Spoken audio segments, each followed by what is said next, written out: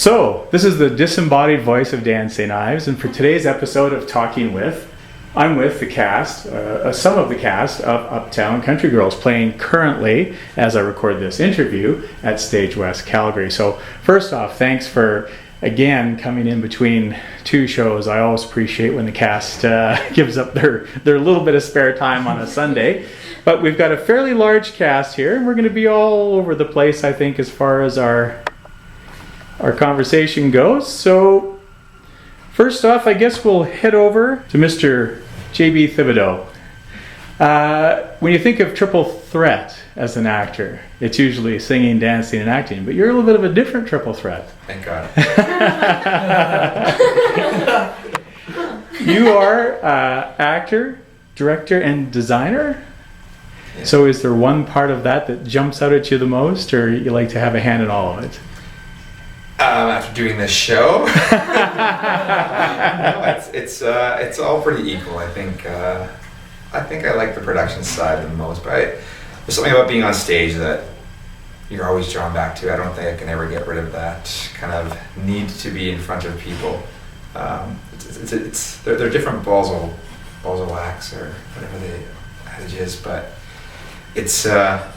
Performance right now is really where I've been out of the spotlight for a number of years, and the last year kind of came back to the stage from being behind the scenes for a while, and so I figured this is what I always wanted to do. So 10 years later, here I am doing it. So I think last you were here at Stage West, you were assistant director for Correct. 39 Steps, which was a bit of a departure for Stage West from their standard offering, but is this idea of being so widespread with your talents just a survival tactic for life in Canadian theatre? Probably. Definitely. I think that's where I've been fortunate in my career has been I've been able to make a career doing this and have some sense of normalcy with a wife and kids, and I can actually have a house and a mortgage and live in one location and do all these things that actors don't tend to get to do. So in that way, I've been afforded that and had the luxury of that, which is nice. I wouldn't change a thing, but there is that kind of, there's all that inner, I think every actor has that sense of you really want to see yourself succeed in the light you always saw yourself performing. And for me, it was performance on stage. So I want to do this. Fingers crossed I don't have to travel too far. I've been fortunate enough not having to, so I'm happy with the way things have turned out, and it works out well right now. But speaking of traveling, the interesting thing, doing a little bit of background work on you, to back up just a tiny little bit, you got introduced to theatre in a Northern Ontario mining town? How does that come about? I'm from the home of Shania Twain. Yeah, I'm from Timmins, Ontario, so definitely traveling.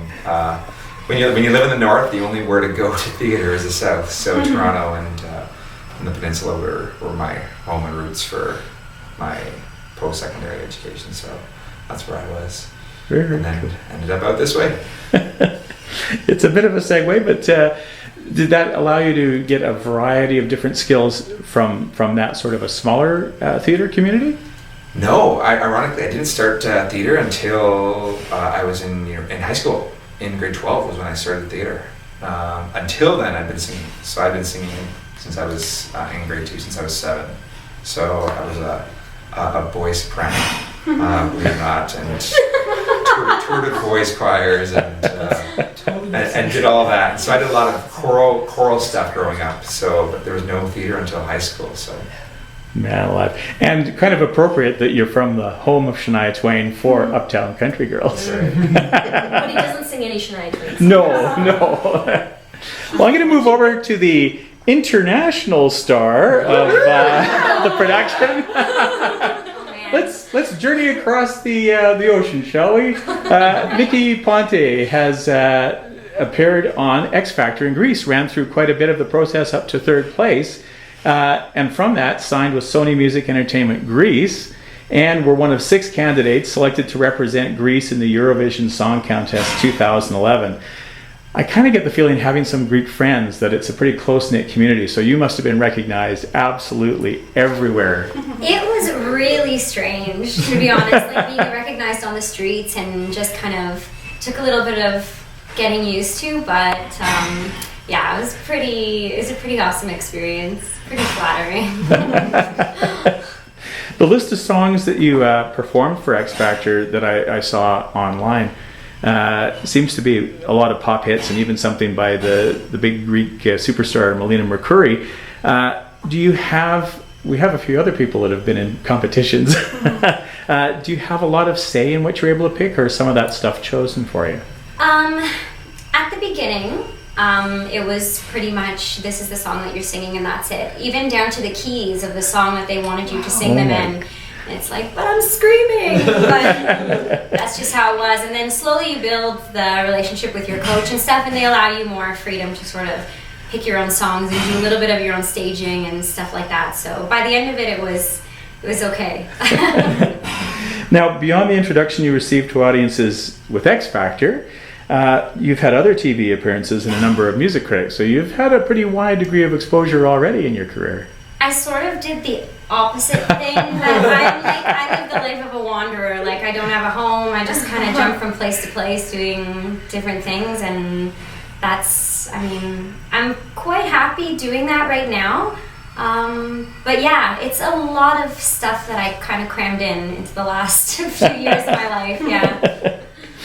I also see that you have 10 years of opera training. So does that kind of come in awfully handy if you have a career path of musical theater? Oh yeah, awfully handy. It just kind of helps to keep your voice healthy, especially, the last couple of years I've been doing a lot of nightclub shows, and that involves a lot of yelling over music and a lot of smoky places, and it's good to have that foundation just to keep everything, healthy and good stamina. Yeah, excellent training. So, with all of that experience overseas, does it feel a little bit like you're starting over here in Canada, though, with your career? It's strange, I'm still attached to the pop world, and I still make it a point to work on my solo projects and do stuff like that still. It's not like I've left it behind. But I just missed the theater so much. I enjoy this so much. It feels like I've taken, oddly, a step up just because I'm working with these guys and everything. This is my first show since I've been back, so it's been an amazing experience, and I love everything about the show and what I'm doing here, so I don't feel that way at all, honestly. So Elicia MacKenzie, of course, we saw you go all the way through to winning the How Do You Solve a Problem Like Maria, and on to the run with that, which was over 1,000 performances. Yeah, it was a lot of shows. Yeah. It was pretty amazing, though. Pretty cool stuff. I got to tell you, I went and looked at your website, and I would consider you all still fairly young as far as compared to me. But what an impressive site, and what an amazing bunch of accomplishments that you've had already. Thank you so much. Do you have any out-of-body moments where you just sort of look back and wonder how, as a singer or actor, you're where you're at already? Oh gosh. I kind of feel like there's so much for me to accomplish still. I don't really think of it that way, but it was pretty amazing for me having that experience of being on the television show and getting the exposure that I had. It's given me a lot of opportunities, and it's been a great thing in my life. So among that, Sound of Music, as I say, Rock of Ages, both here in Canada and in the States, regional theater, film and television. But you also, in the whole process, the coolest thing I think for me is got to meet a legend of musical theater in Andrew Lloyd Webber and John Barrowman from Canada, for God's sake. You like John Barrowman? Well, more just the connection to theater is amazing, and I keep telling people over and over and over again, we get the cream of the crop in here, and it's really a fortunate thing for people to be able to come to a venue like this and see some people that have already starting to make a name for themselves or have had some big success already. So but to kind of have a touch point with someone like Andrew Lloyd Webber, how does that feel? It's pretty awesome. It's a little surreal sometimes that I've actually met him and talked to him and had dinner with him one day too. It's pretty amazing. it'd be great to pick his brain, but you know, he's kind of hard to understand, so. It's just a British accent. It's too long But since. he's pretty brilliant. Yeah, so. No, that's, I think you know you've arrived when you're doing some work with that gentleman. Now, I also see that in addition to doing your theater, live theater, I see stuff with some different symphonies and stuff. So you're obviously still trying to groom a musical career as well. Yes. I like Nikki a little bit, but I do love the pop side and just the singing part. And getting to do this show, which is sort of outside of music theater, has been really great too, to sort of just kind of have a concert sort of type show where we get to all show off a bit. Yeah, it's been nice. And I see that some of those things have a charitable side as well. Yes. Which is very nice. Yes, it's nice to do that. So, awards. 2009 Dora Maver Moore Award for Outstanding Performance. Yeah. And I see also, I also see that I didn't bring all my notes there. So, but congratulations on garnering awards already. Oh, thank you so much. Now, interestingly enough, I have listened to a number of Christmas albums over the year, but you've recorded a Christmas album. I just did. This past summer, I just decided I was home for the summer, so why not kind of make a project for myself, and decided the best thing to do would be to do a Christmas CD, and I love Christmas songs, so it was a great first project for me to start on. Yeah. And most people would probably do either some cover songs or some original little things, but you decided to do a Christmas album. I did, cool. yeah. Yeah, maybe next time, but I thought it would be probably the best thing for me to start with, at least, yeah. And I have a love for Christmas songs and Christmas albums, Christmas music, so I picked my favorites, and yeah, it was a great time. Well, I'll have to run out and have a look at that. Where can you buy it? You can buy it on iTunes, or I'll go to my website and you can find out how to buy it there. Would that be EliciaMacKenzie.com? You guys are great. We'll have to go around and remind everybody of the wonderful websites, because everybody's got great presence online. It's just amazing now how much easier this is. Joel Gomez. Okay, this is just a little side note from where I was sitting, and I don't know, you can take this as you want, but from certain angles and certain poses that you were striking up there, you looked a lot like Pat Monahan from Train. So I don't know if that's a good thing or a bad thing. Just an observation. So, Thanks. but as far as your acting, you're a fairly recent graduate of Sheridan Institute. Yeah, that's right. Just last year I graduated. Man. Yeah. But that said, you already gained a lot of notice for your role as Mark in Rent. And did you get the Best Student Actor Award? That actually hasn't been awarded yet. Oh, no kidding. So we'll see what happens with that. It's pretty cool to be a nominee, though. Yeah. We'll see, I guess. It's kind of cool, though. It's been nice to get a little bit of recognition. Oh, yeah. Especially coming right out of school. It's been like a real honor. Yeah, rave reviews I saw. I also read an earlier interview that you did that one of your biggest passions is actually the music side of things. Yeah. So you're currently writing music for yourself, but also other artists. Yeah.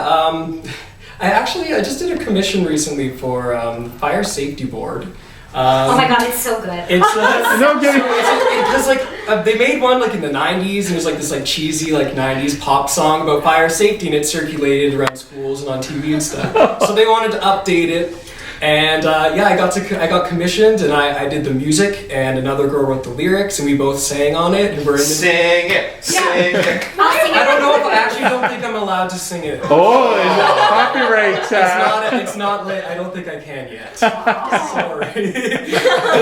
You'll just have to wait. That's a teaser. But if you have Guessing. what area of the country is it playing in when it does run? I actually don't know. I know that they showed it to some students at a school in Brampton, Ontario, and apparently they were all singing it, and so that was really good news to hear about that. Nice. Yeah, it's pretty cool. You never know what's going to go out Yeah, there. that's true.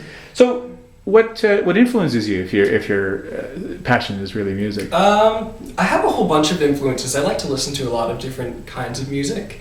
Growing up, I listened to a lot of soundtracks, movie soundtracks. So I kind of have this like tendency towards orchestral, like really big sounds when I want to write music. Just because I like orchestral and soundtracks from movies and television. So that usually, but it's always sort of in the pop vein, but I like to like fill out the sound musically.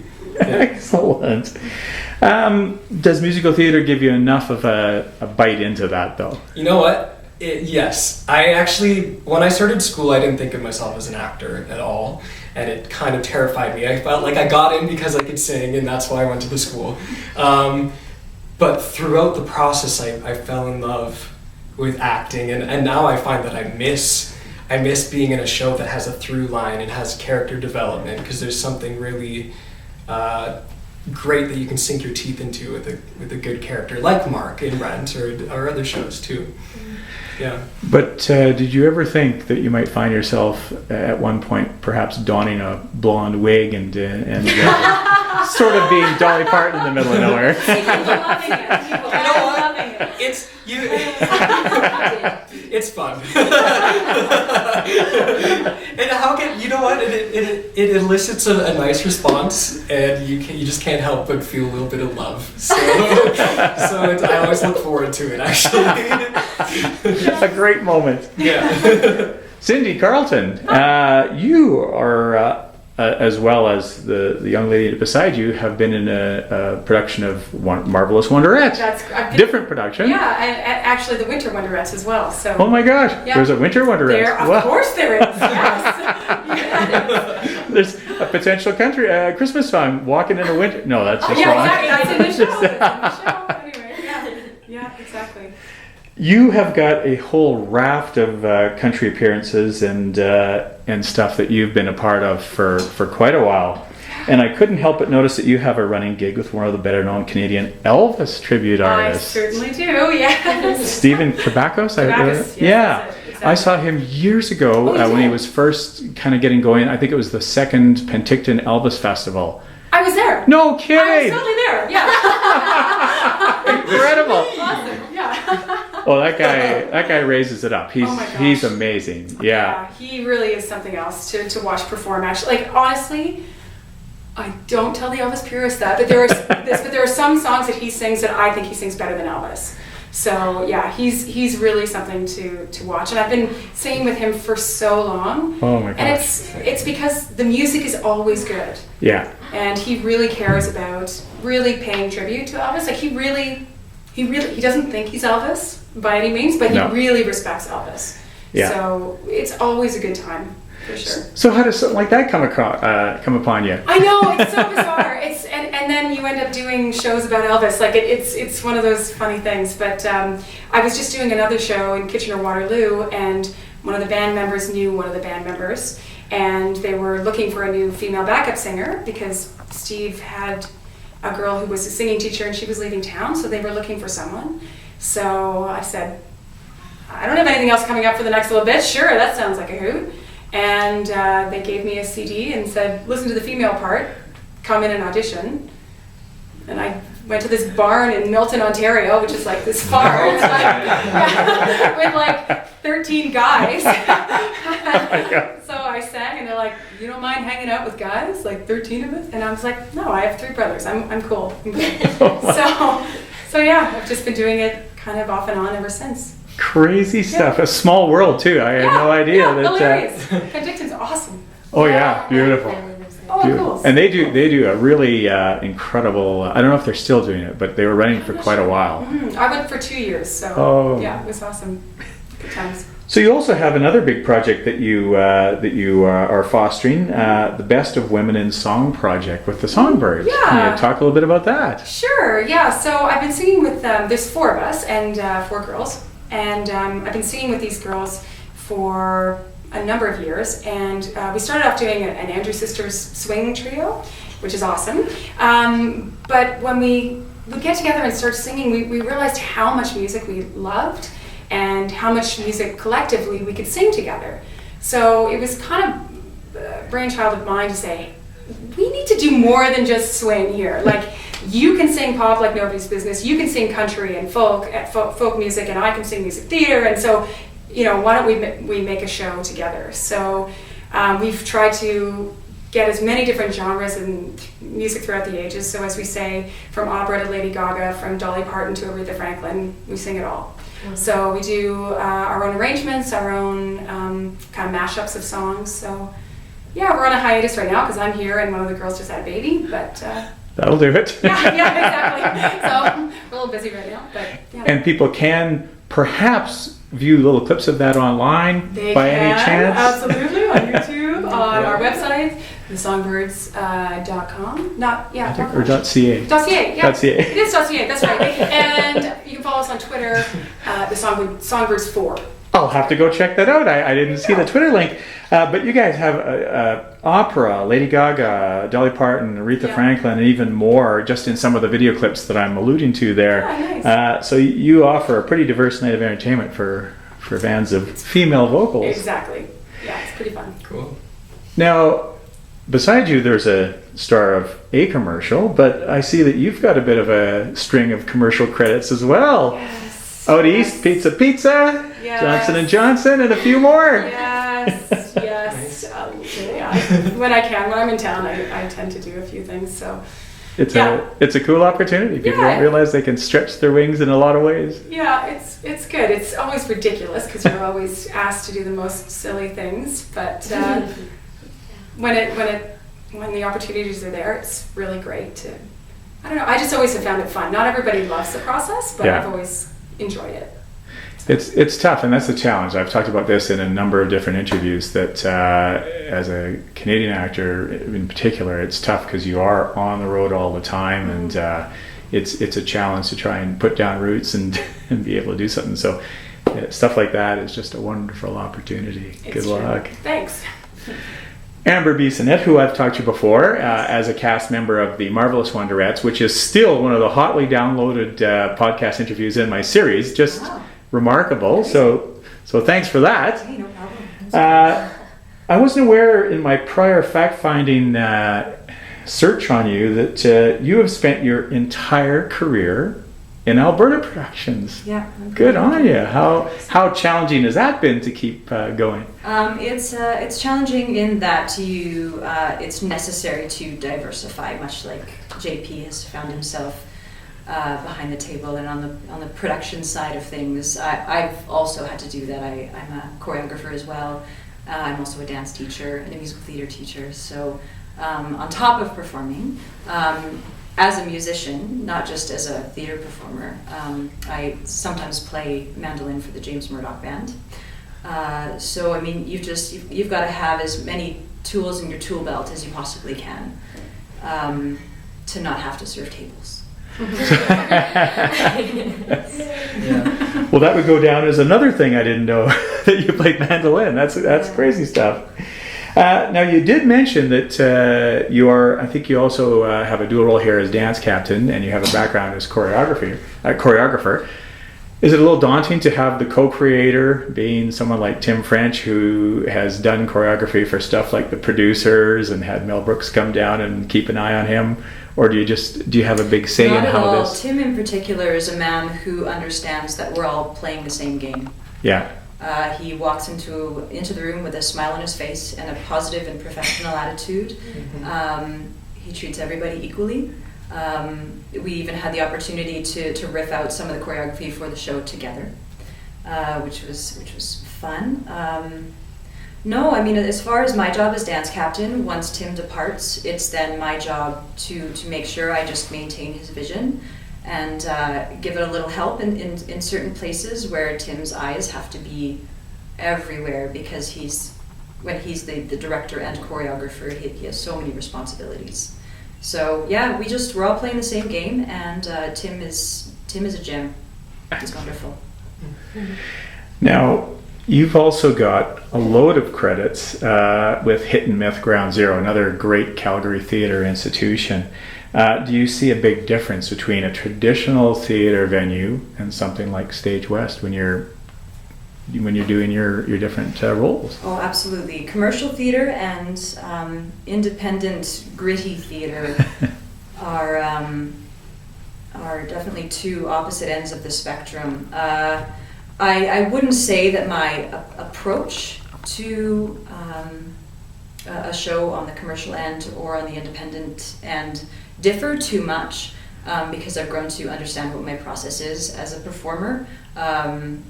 And so you just kind of have to give it the same effort and love and attention to detail. I mean, there's a whole whack of challenges in a review show like this that obviously don't present themselves when you're doing, transitional movement for gruesome playground injuries, right? That had its own challenges for sure.